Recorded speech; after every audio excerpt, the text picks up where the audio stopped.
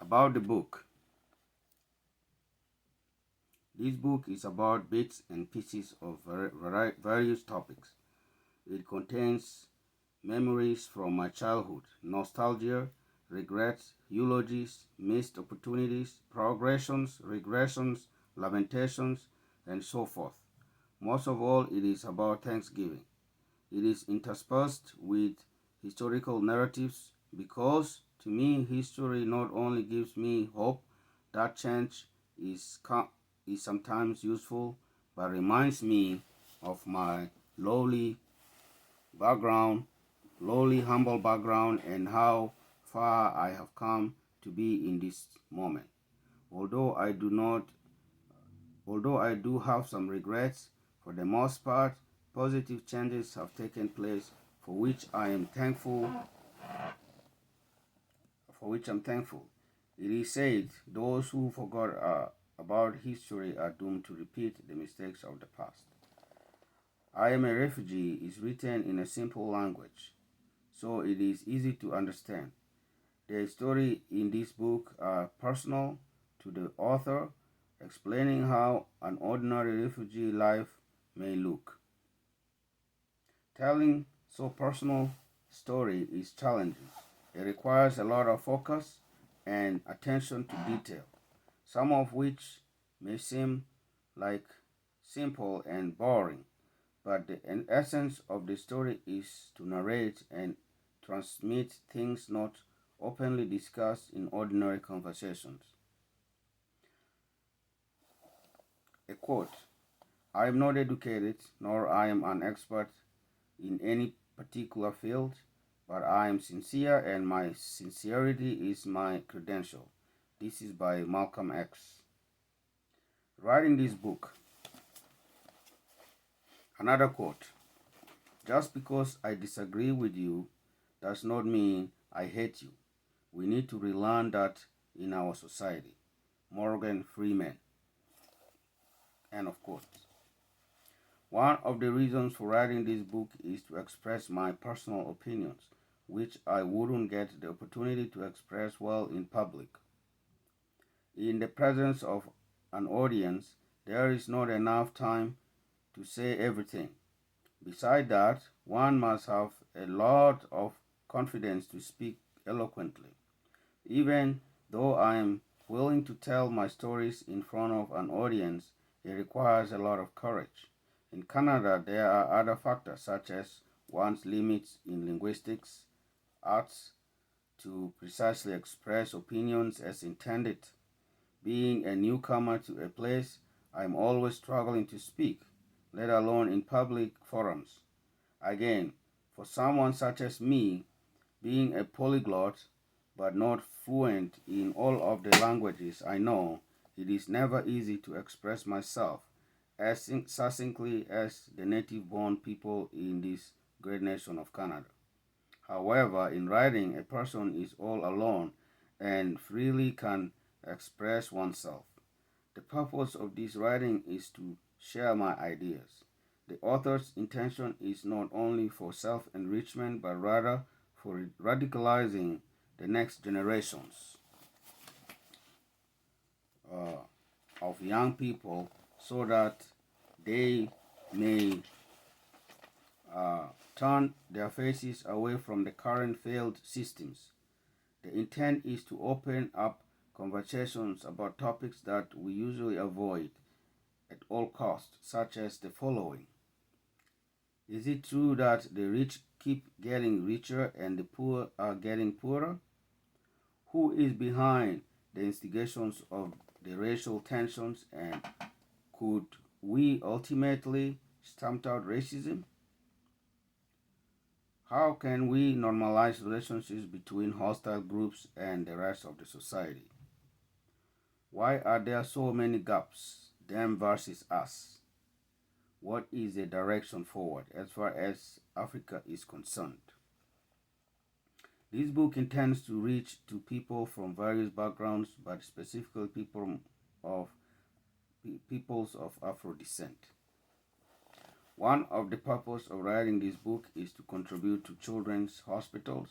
Portions of all sales of this book will be contributed to sick children and alleviating child poverty. Having suffered from sickness and poverty at an early age, the author has been touched by the sufferings of innocent souls. Children are supposed to enjoy their childhood and not suffer from treatable diseases, malnutrition. They should not be robbed by things not of their making. Please consider donating to children's wellness all over the world. Some people may ask me why I wrote this book even when I'm doing well financially and lived in one of the most peaceful nations on earth. They ask why I don't enjoy the privileges and freedom and remain quiet instead of creating unwarranted problems for myself. I agree in each case. I could live a satisfactory lifestyle and never have to worry. I mean, now that I have a good career, why do I need to worry anymore? I shouldn't be the one to complain or speak out for others. Should I? Yes, that's correct to some extent. I am financially stable, not because someone gave me money or because I won a lottery, but because I have managed my finances well and I learned very early in life to take good care of myself. Even ever since I arrived in Canada over 20 years ago, I worked non-stop except for the periods when I went for training in the trade schools.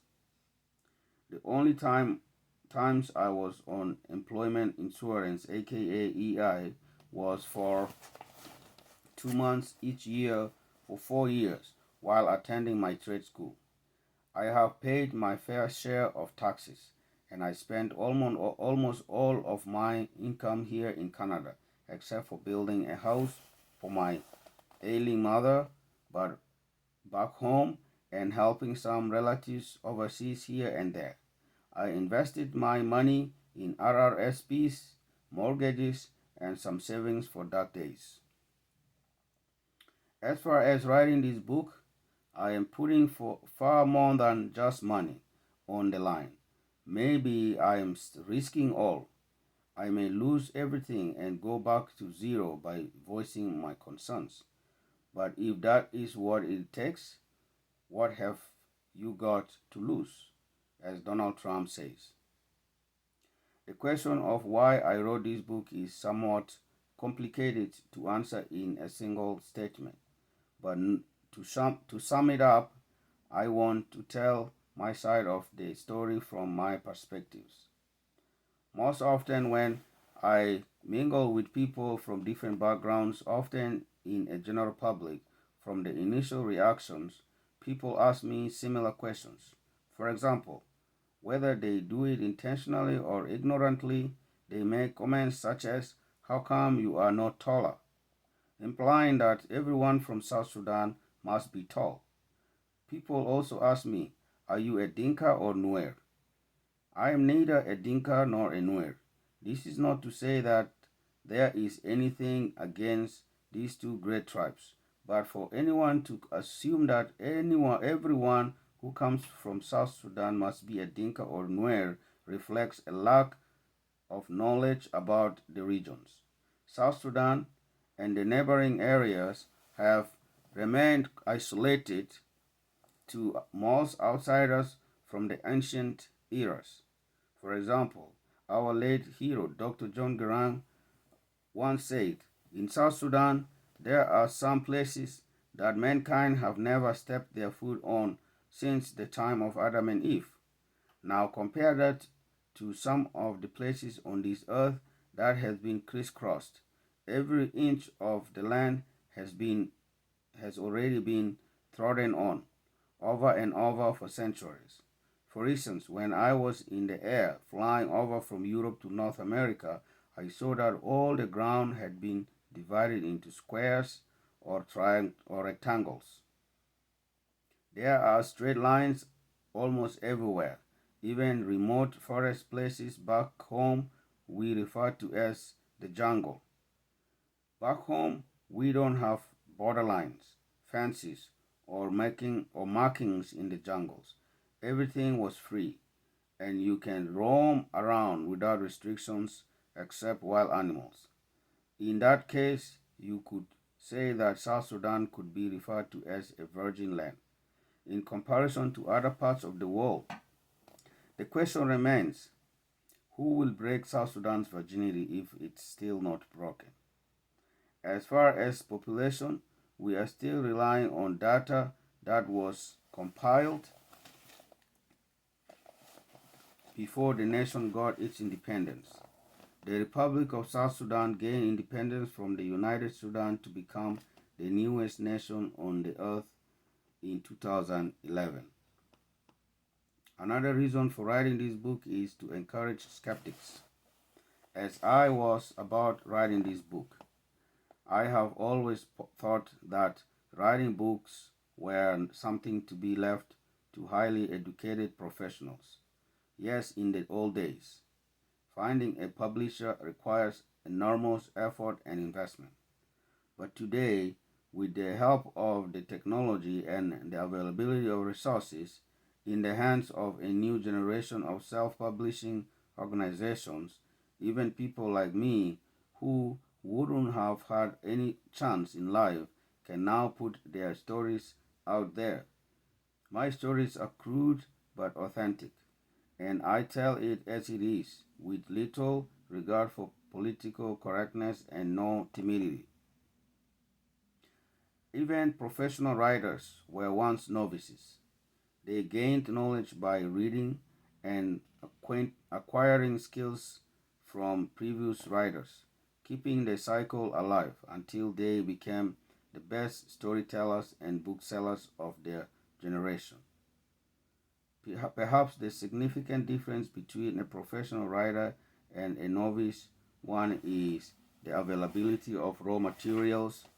In other words, it is quicker for a professional writer to put their thoughts processes uh, together compared to a starting writer.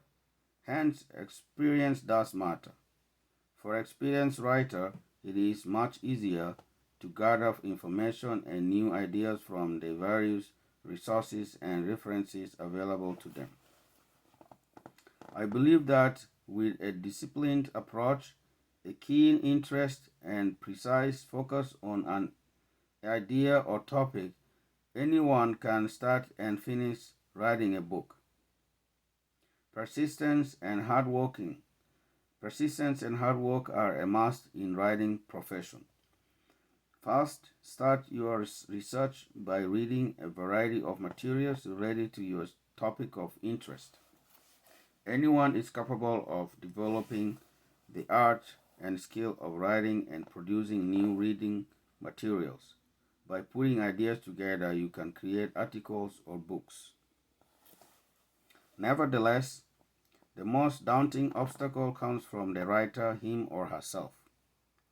If you prejudge yourself and presume that no one will be interested in reading your materials, you need to overcome that challenge. No one can do that for you but you.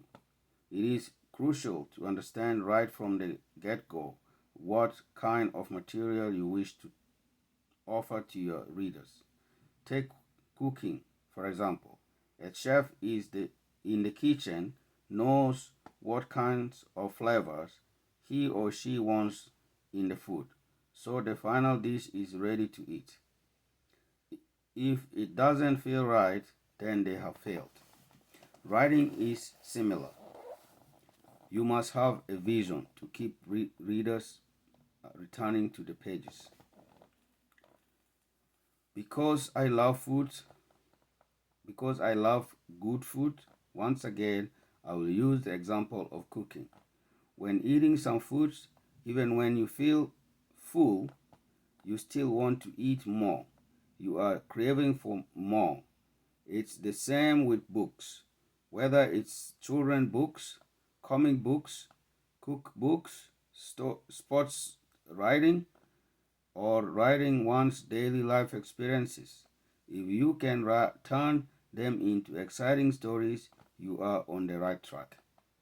In this book, you will taste many different flavors of narratives from personal experience, personal perspectives to other people's real life experiences and living testimonies. These are one of a kind stories the likes of which you may have never been exposed to before. However, being a new writer, I think I have the excuse of saying, I wish I knew this or that. I will make it different the next time, and etc. And for sure, I will try to improve it if I do get it right, if I don't get it right the first time. But I will try to make it interesting from the beginning to the end. Perfection can be achieved only after refining, and that is why I am asking for your input. The more critics and correction I get, the better my book will be in the next edition. But for now, we are going to dive in just the way it is. I hope to take you on a wild ride and that some of the stories in this book will remain with you for a lifetime. Last but not least, I often have had a difficult time finishing most books that I started to read. This is because I'm not a fan of big words or complicated jargons.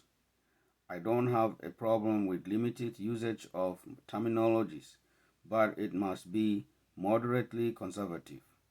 Too many jargons become a distraction, and soon even beautiful stories become challenging to understand, and I lost interest in the material. That's why I will be reasonable in my usage of big words. Those found here tend to be standard terms we use daily. What this book is not about. This book is not about hate speech. The material in this book are not intended to be used as legal advice for any reason. They are not meant to provide financial guidance, neither for religious information or counseling purposes. They are not intended to replace education. The options are those of the author, the opinions are those of the author, and experts in different fields and backgrounds have been quoted. It contains both fictitious and true stories, and names have been altered in some instances. Human beings are close to making diverse Human beings are close to making driverless vehicles. We make drones that fly everywhere, anywhere we want without human beings inside them, such as those operated in Yemen during the civil war, killing thousands of innocent people, or those used by farmers to monitor their crops. Here we see two uses of drones, but for opposite ends. Humankind have come so far in the building of robotics, man's future assistants, accompanied by AI or artificial intelligence. This will replace many jobs. This might create situations where factory and assembly workers lose their jobs, but today this loss is blamed on refugees and immigrants. But we will have those copies, but we will have those topics for another chapter. Humankind is going into the deepest waters to explore marine resources. We are just a few steps away from finding lives in outer space bodies, and we are about to start new lifestyle on the other planets. It's only a matter of time. Three predictions for the future, according to billionaire tech titan Elon Musk. Human had already gone to the moon a long time ago. We are talking about the existence of extraterrestrial beings, and we are determined to prove the existence of aliens wherever, somewhere out there. There are too many tes- testimonials and witnesses about the presence of unidentified flying objects, aka UFO, from witnesses all over the world. Maybe it is about time for someone to come out in the open and put these questions to rest. Am I the only one who is very much disturbed, or are there others out there who spend countless nights sleeping, turning, and tossing in bed thinking about these things? Please, someone help me. Before going into the space, maybe I need some help here on this earth as we continue to look for more aliens in the outer world. However, how about right here on this earth? Aren't we aliens here on planet Earth? This very planet we call our home.